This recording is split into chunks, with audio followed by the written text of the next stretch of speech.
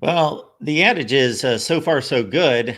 I'm going to go with so far so excellent, extraordinary, something like that. 3 games in the books, and Miami playing some excellent football, albeit inferior competition, Florida included, but they can't do anything about that. And the Canes are 3-0 and looking sharp. And a game, another in-state game, another one on the road as they travel to Tampa to take on South Florida. We will talk that one up. Cam Underwood's here, of course, from State of the U. Cam, how you doing tonight? Good, man. Good. Hanging out, ready to talk some football. Moved to 3-0 last weekend, and yeah, we kind of keep pushing. So the main thing is still the main thing. The standard's the standard, and yeah, we're playing to a pretty high standard of excellence right now, and go on the road for the second time this year to up the level of competition. Probably USF is probably the best team that we'll have played so far.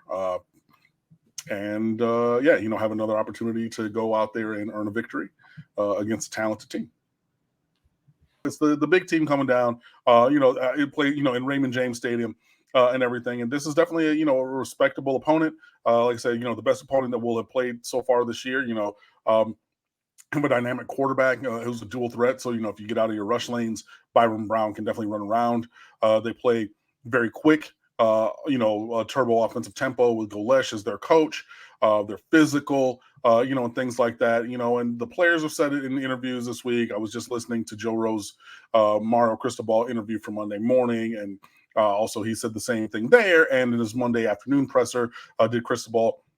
This is a formidable opponent. This is not, last week, when you look at the advanced numbers, like Ball State ranks like 127th or worse in a lot of the advanced stats across the country. So like 62-0 is what you should be doing to a bottom 5, bottom 10 team in FBS.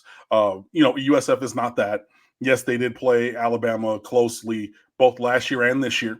And everything, I was having an argument with another friend who was like, well, yeah, the line opened, depending on your book of choice, it was 17.5 at DraftKings, 16 at Circus Sports. And he was crying about it being that high and said, look, the line against Alabama was 34. So you're talking a 50% depression, right? From what that number was to what the number is here. I think that to be reasonable, honestly, with the way that we're playing. And I get you, if you want to bring in prior performance and other things, like if you want to use past events, that's the only way that you get to something that's like, oh, it should be like 8 or something. Like, I don't think that this is an 8-point kind of a thing. I do think that Miami needs to go out there, continue to execute, continue to do what they need to do, but like, and I know that upsets happen and but like, y'all gotta stop being scared of the success, man. I get it. It's not once bitten, twice shy. It's happened a multitude of times. Honestly, if we were another team that wore orange, the amount of times that Miami has lost in advantageous situations recently, that would have firmly revived Clemsoning if Miami was, back when Clemson was Clemsoning. If that was attached to us, Miami-ing or whatever, like, I get it that you're scared of getting your hopes up and getting your heart broken. But, this is life. And if you're going to trust the process, which Marshall Thomas gave you a very good reason why on stateofu.com, I'm not going to spoil it. Go click the link. He just posted it today. But if you're going to trust the process and everything along the way, then I think that you believe that this is a 3-score game. And I'm not saying it's going to be 3 scores 4 minutes into the first quarter, but over the course of time, there's going to be separation on the scoreboard. Do I think that USF is going to find ways to manufacture some points with the offense that they have and the players that they have there? Absolutely. But yeah, I'm not one who's just like, oh yeah, this is going to be a 4-point game or whatever, just because they did play Alabama closely.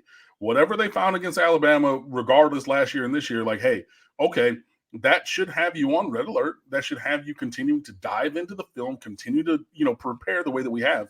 But yeah, I think that, Miami should be able to go in there and be successful.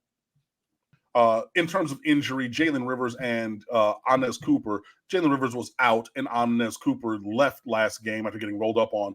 Both of those players are expected to be back for the USF game along the offensive line. There was nothing about Ryan Rodriguez, the left guard, or Ruben Bain or Damari Brown. I will say I did see we did. Well, I don't know if anybody else did, but I saw Damari Brown in the press box going down at halftime from the suite that he was in, going down towards the field at halftime with a walking boot and one of the mobility scooters. So I think he's going to be out for a while. From what I personally saw with my own two eyes at Hard Rock Stadium on Saturday. And if you're wondering, well, how do you know this guy? First of all, do your research, because you got to know what these guys look like. But also, remember, when I worked at Miramar High School, I worked with Selwyn Brown, the Brown brothers' father. And so I've known them since he was like 4 years old. So I can definitely tell when I see him in the face. You know what I mean? So just putting that out there. But hopefully all those guys who are missing, or there's been no update, and with no update, I do not believe that they're going to play. Hopefully they're able to continue to mend and get better moving towards ACC play. But like I said, Jalen Rivers and Anez Cooper looking to get back into the lineup. And Matthew McCoy looks like he's going to continue to be the starter at left guard. And I know that there were some people in the chat who said that he sucked. I disagree, and he was on the first team of the ACC on Pro Football Focus's grades from last week.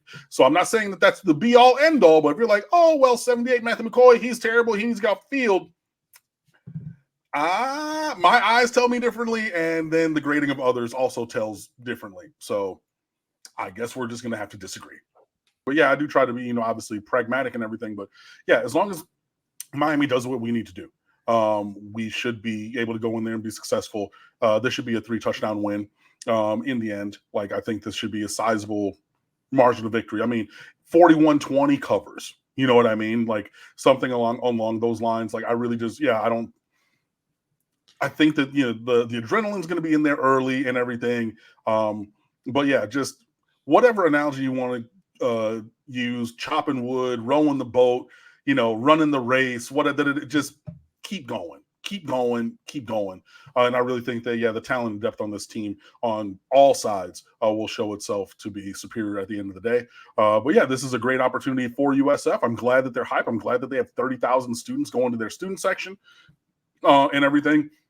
But yeah, this is another premium placement for Miami on ESPN. The Cal Florida State game got bumped to ESPN2 because, clearly you would want to have a top 10 team playing on the big network and the shenanigans of the other team not on the big network, on Saturday night. So definitely looking forward to that, and excited just to see this team continue to play. Like, at this point, I'm not scared or concerned or trepidatious of any game. Like, this is really like, hey, we've seen that this process in its current iteration works. So continue to do things the way that we're doing them, take another step forward.